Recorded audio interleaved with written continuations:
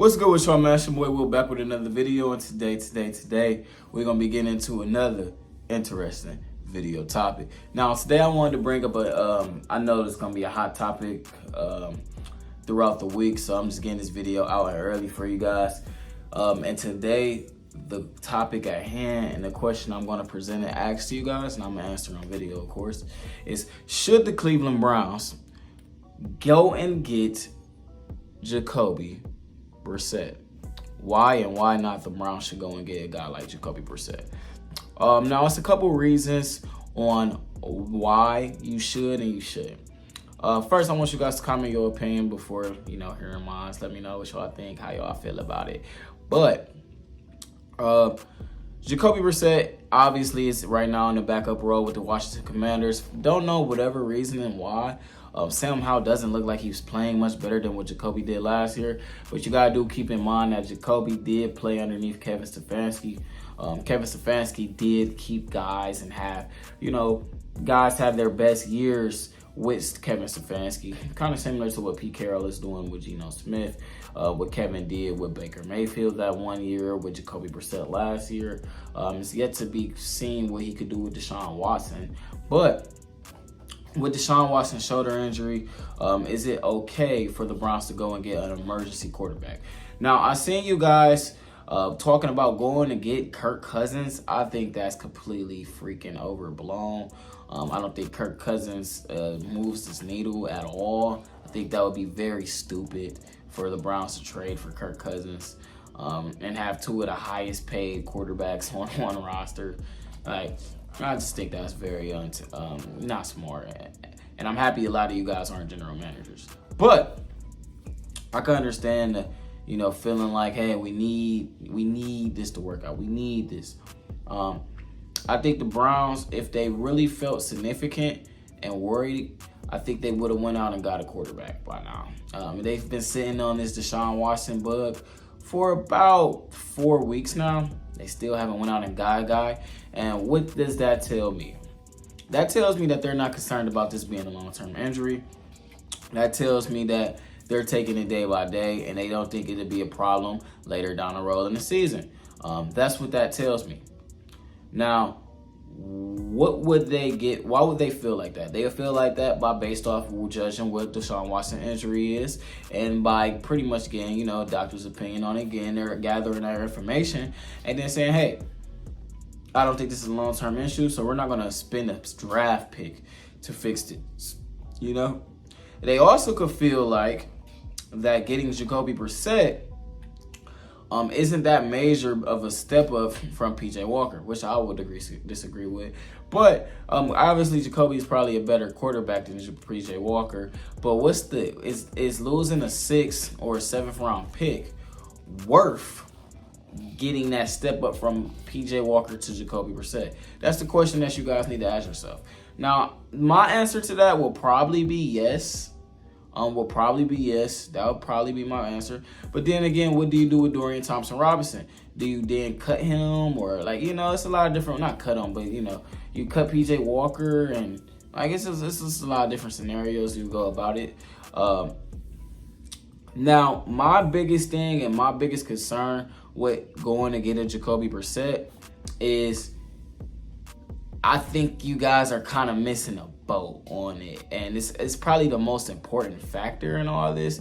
Jacoby and Deshaun Watson aren't similar quarterbacks by any stream of imagination. The stuff that Deshaun Watson likes to do versus what Jacoby Brisset likes to do and is good at are two totally different things. Jacoby Brisset is a game manager. He likes to play action. He likes taking chances. That's what Jacoby Brisset's going to do. He's going to be a decent quarterback. Deshaun Watson, no matter if you like the guy, think he's good, think he's bad, he's going to play like more of a superstar type of quarterback. Now, he could play like a superstar and it could still be bad quarterback play. He could play like a superstar and it could be great quarterback play. But he's going to take risks. He's going to escape out of the pocket. He's going to use his legs. He's going to truck defenders. He's not going to slide. He's going to take chances. He is going to go all out. You know, he's going to do what Pat Mahomes, Lamar Jackson, Joe Burrow, that quality of a quarterback do. Now, if for better or worse, is it bad or good? We don't know. But he's going to make those decisions. He's not going to try to keep the game close. He's going to try to go and make a play. That's what he's going to do. He's a playmaker. Jacoby Brissett's more of a game manager. Now you could think Deshaun Watson is better than Jacoby Brisset, which I will highly disagree with. But you could think he was better than him. But there are two totally different styles of play. If you're going to go and get a guy like to back up at the end of the day an injured Deshaun Watson, you're not going to tailor make your offense to accommodate to a backup needs.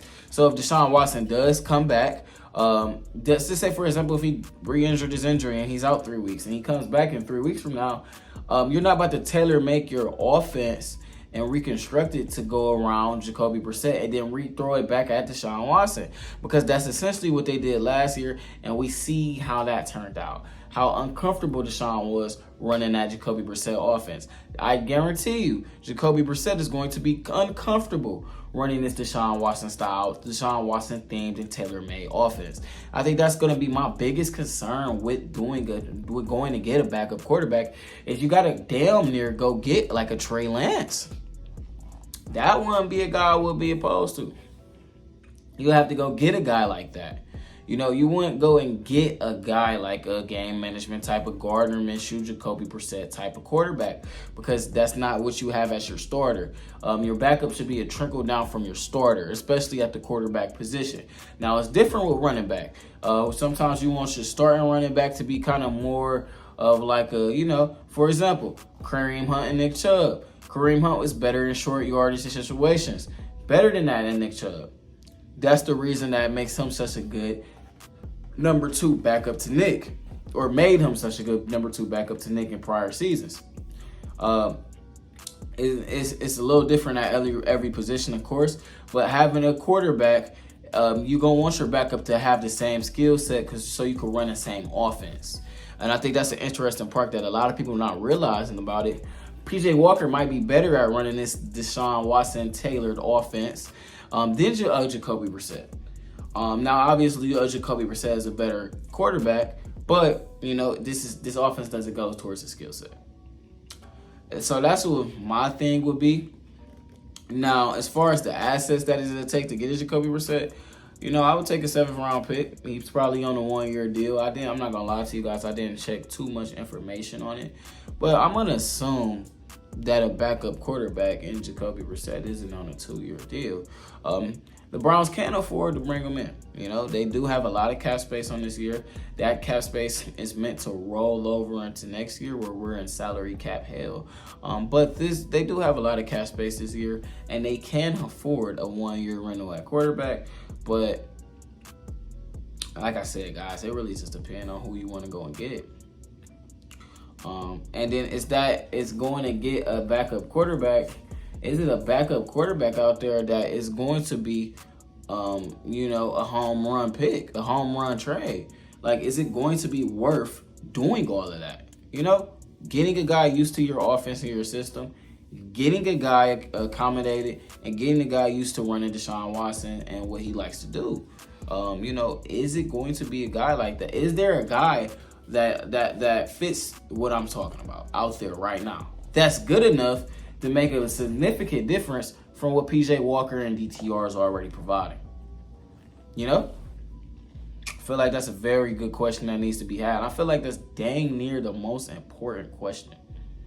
Now, we could have, we could be upset about the season. We could have a lot of different thoughts and opinions on it, and we could want a good quarterback to be out there. Now, obviously, at the end of the day, the last time we had good quarterback play, we won by 24 points.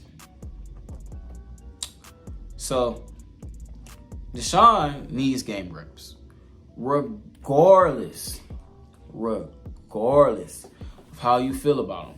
We need to get Deshaun game reps to really figure out and have an actual diagnosis on what he could do with that shoulder injury, what he could do as a quarterback in general, and where is this Browns offense ceiling at? Because we don't know. We know where the surface is at. We're at the surface, probably. But where is the ceiling at? I think that's something that needs to be answered. And yeah, I think a lot of you guys gotta kind of sit back and look at stuff realistically. A lot of times when we try to solve issues, sometimes it's not really a guy you can go out there and get, unless we go like, I don't even know, like trading for like Justin Fields, like, like there's so much that comes with doing stuff like that. Like we have to damn near go get like Cam Newton or somebody like that. Like, but you guys leave your thoughts and your opinions, man. Make sure to hit that like and subscribe button, man. It's your boy Will. Just wanted to drop this banger of a video for you guys. I hope you all tuned in. Like the show, like the channel, comment down below, and I'm out.